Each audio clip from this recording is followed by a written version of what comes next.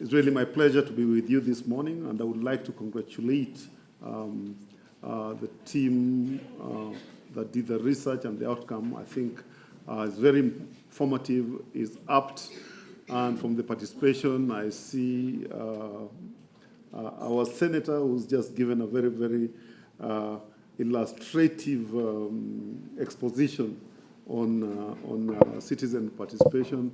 I know that my senior, Mumbi Ngaru, who's our East African Legislative Assembly member, is here and will be talking a little bit later. And all the people who've talked before. I'm also heartened that we have,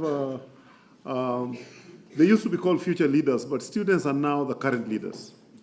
Isn't that so? Yes. Otherwise, I would not have been elected. Today's discussion reminds me of many things. It reminds me of strife, and it also reminds me why there is need to get agreement, and that's probably the whole basis of participation, because participation removes the potential for misunderstanding and the potential for strife. And I believe there are a lot of Christians here. And if you look at the Christian church and the history of the Christian church, there are certain things that if citizens' participation had taken place, they would not have happened. Take, for example, Cain and Abel. We know the story. One offered one type of sacrifice, and the other one offered the other one. But assuming they had sat down and had a discussion in the manner, nature of the sacrifice, and in the sequence in which it would be offered, somebody would not have lost his life. This second one is, you'll remember the story of Jacob and his brother, and obviously the Ukarabati. That was done. I'm not blaming anybody.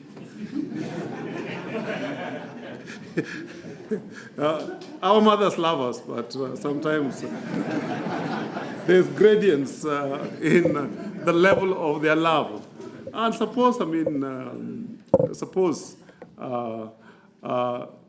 her wisdom she had decided that both of my children, and the father is a little bit aged, and granted that people cannot be equal because genetically we are not equal, and gotten them onto a baraza and discussed the manner and nature of dispensation of the last lack rights. I do not think that Jacob would have had to leave home to go and live with his uncles.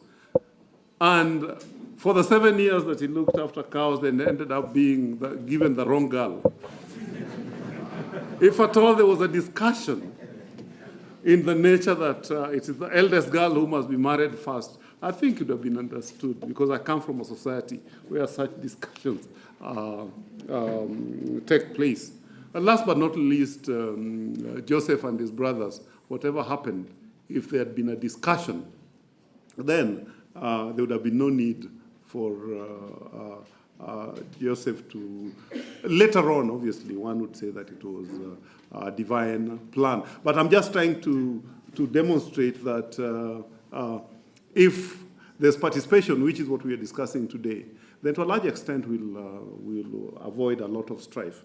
And strife comes out because of diversity brought about by various factors.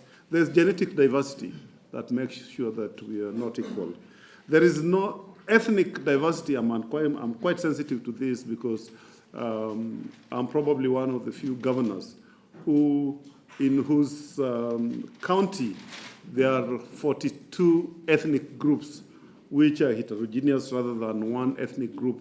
Like, if you're a governor of Western Province, you only have Luyas. To a large extent, it is a homogeneous genetic composition. If you come from Nyanza, most likely you'll be Luos. If you come from Rift Valley. But in Nairobi, we have 42. And obviously, given our various experiences in growing up, the diversity brings some level of strife, more particularly driven by expectations.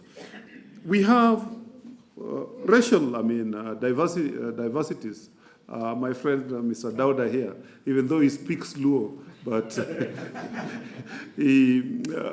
there's certainly a difference between him and us and the rest. And we have social diversities because of the way we have been socialized.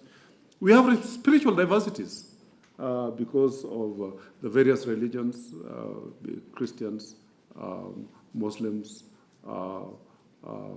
agnostics, atheists, and the Far Eastern religions. We have intellectual diversities, and obviously this manifests itself how we progress in life. And Father Moheria knows that because I went with him to school. Bishop Moheria. Then we have moral diversities driven. And we can go on and on and on and on.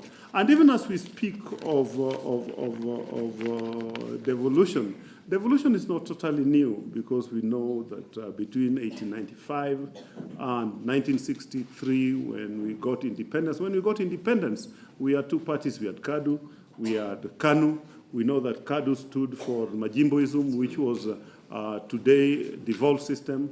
KANU stood for a centralized system. And then when they got together in 1965, the drive for devolution, which was driven and the gist of Majimboism went. But over the next so many years, 14 plus 24 plus 10 plus 10, I need a calculator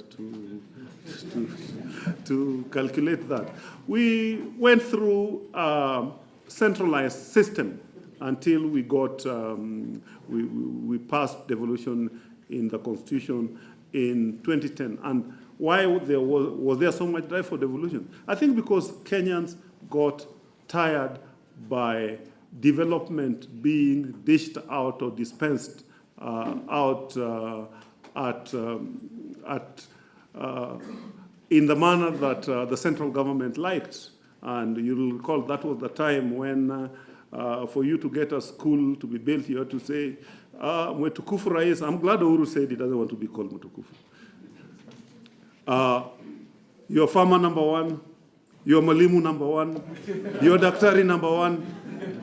You had to say that the leadership of the centralized system had to. And then you got token dispensation, whether it was by road, whether it was by building of a hostel or building of a school. And yet, in the contribution to the national resources, the contribution is equal because if you buy whatever you buy, you pay tax, isn't it? And I can assure you that if the government could put oxygen in cylinders and you have to buy it, you'd have to pay tax to breathe. I'm not saying I'm going to do that in Nairobi. So, granted that the contribution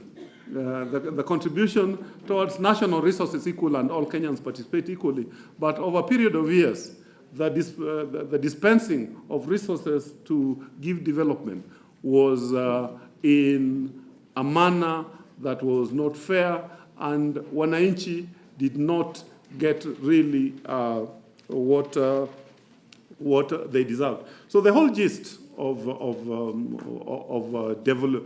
devolution is to make sure that we take resources closer to the people, so that they can decide what their own priorities are, and funds are applied according to the priorities that have been agreed.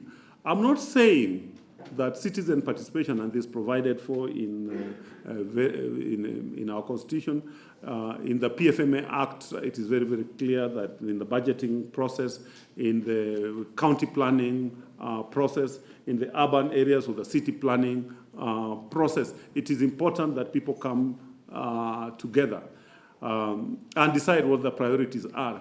But sometimes there's a misunderstanding that participation means that you must say no, no, no, no. And we've seen this. And you'll recall, you'll recall, and I think it still persists, and if there are members of parliament here, the belief is that if you are in opposition and you're not in government, you must say no to everything the government says, even if the idea that they have is a better idea than the one you have.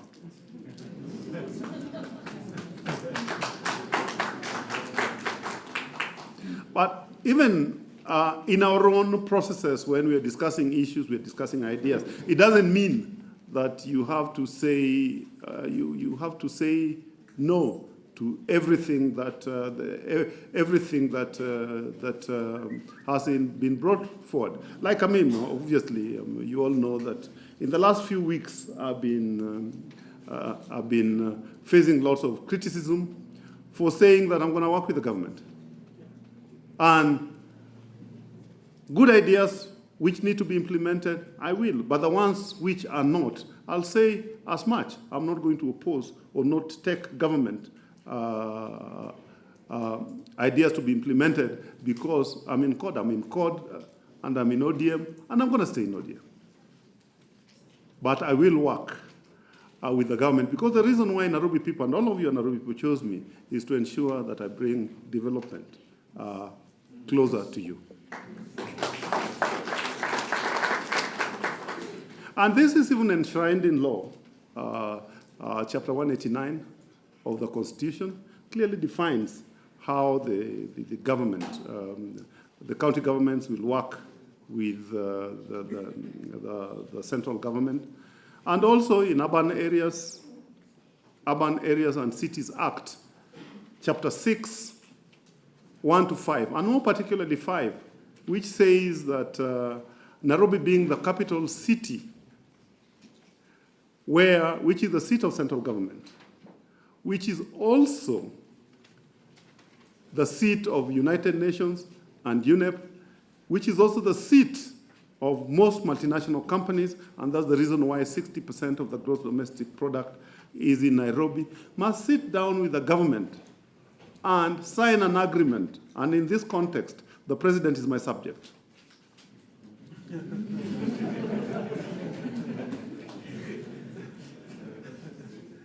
They must sign an agreement how infrastructure for the capital city would be managed and how funding would be done. And I think there's absolutely no problem in us sitting down.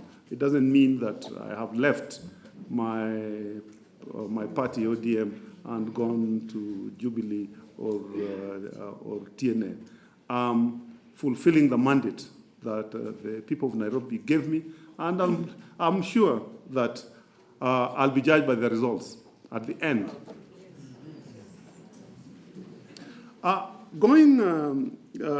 Going forward, I talked a little about resources and the role that the citizens must play in determining how these resources are utilized. In the Constitution, there is a formula, and Daktari did talk about the revenue allocation formula. We will never have sufficient funds. That's why we have to borrow. The only problem is that the formula that was used, and I'm glad we have our senator here, who and I'm sure they're already looking at it, is because costing of functions were never done when the percentages, whether it is 15, whether it is 20, whether it's 40, whether it is 50, no costings of functions were done because the revenue allocation formula was based on poverty index. It was based on area, and it was based on population, which are the actual drivers or the actual indicators for the need for development. So areas with more people, larger land masses, and where the population, where the poverty index was high, should have received more, and the places which were developed should have received a little bit less. What was not done then was to remove the costs and the salaries of civil servants. And now that money has been given out, and I'll give you an example of Nairobi, where we've been given 9.8 billion shillings. Now that the costings have been done, the functions that have been devolved from central government is going to cost 6.4 billion shillings. So whether I get the money or pay it, or I tell central government to pay it, is money that I'll not receive, and is money that I cannot employ in development.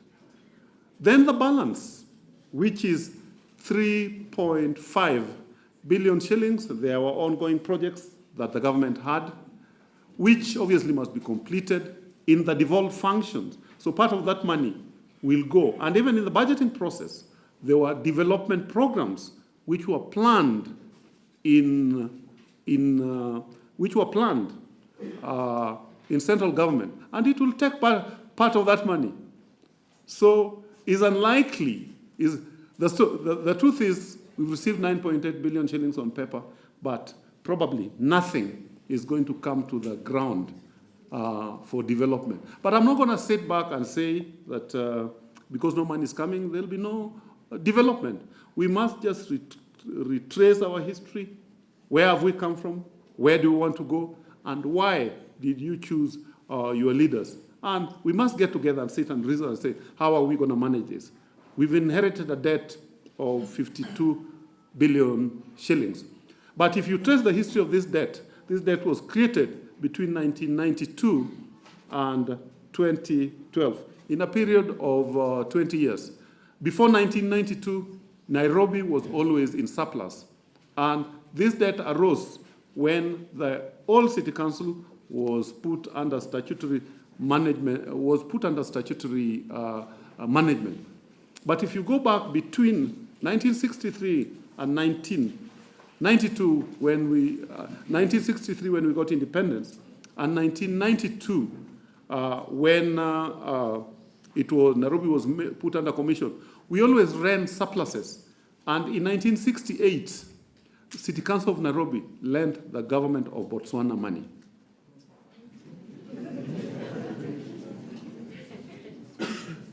And in all those years, we used to have the city municipal bonds.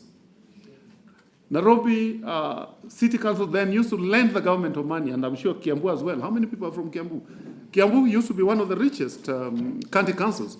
Murang'a, they used to be one of the richest county councils. So we must just recreate and go back. How do we make ourselves sustaining?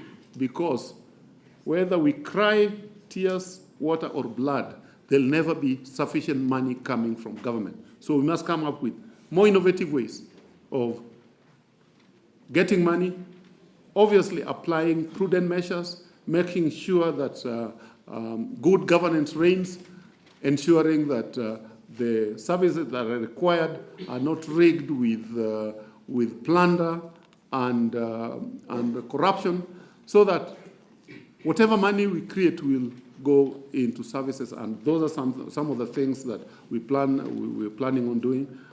In Nairobi, we've got the problem of housing. And the problem of housing did not start yesterday. When Sir George Whitehouse reached Nairobi in 1895, and railway was being built, you'll remember he was the engineer who built the railway. They rested in Nairobi just before going up on the escarpment. Nairobi became an administrative center. The first plan was done in 1927, the next one in 1949, the last 63 and 73. But the truth is, Nairobi was never meant to be inhabited by black Africans, unless you are clerks or cooks or servants. The unfortunate thing that the subsequent governments after independence never reversed that trend, because as population grew, we did not plan. And if you check the budgets over the years, there's never been a budget for provision of water in the informal settlements. That's why people in Kidero pay 20 times more than people who live in Kilimani. That's why people in Kawangware pay 20 times more for water than people who live in Lavington. And that's why people in Kangemi pay 20 times more for water than people who live in Westlands and Parklands, because there were never provisions to provide water infrastructure in the informal settlements, settlement. So we will need to come up with creative ways to ensure that we provide water for everybody at a good cost. We develop housing and get rid of the environment of squalor that is existing in our informal settlements. Also, get rid of the apartheid educational structure which is taking root in our society. You find that it's only kids who go to private schools that end up doing well. The good public schools, and I was a beneficiary, Bishop Muheria was a beneficiary of a good public school education system. They don't do as well as they used to do, and you'll remember for the longest time, Olympic Primary School is not at the same level where it used to be.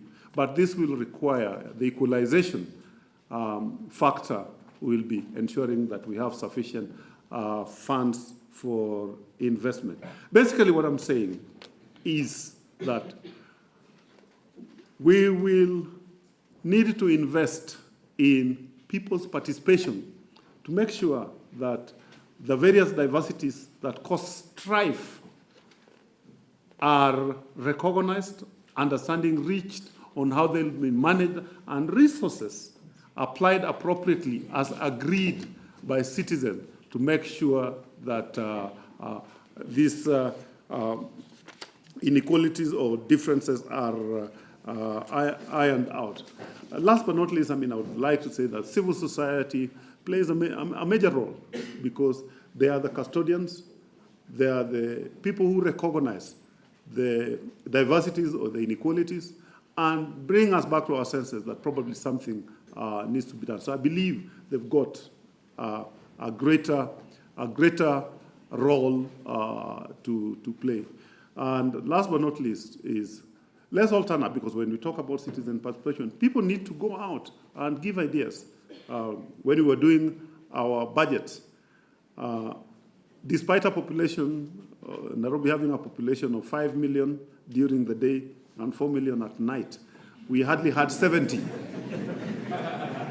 people turning up to help us in the discussion of our budgets. We are currently doing a master plan for Nairobi, and we've called for discussions, and we'll continue to call for discussions. It is your right. It doesn't do anybody any good to complain later when you're invited, or people are invited to turn up and to make contributions of better ideas that need to be that need to take place of the good ideas. If you don't turn up and give your ideas then, so even if you do complain later, it doesn't add much value.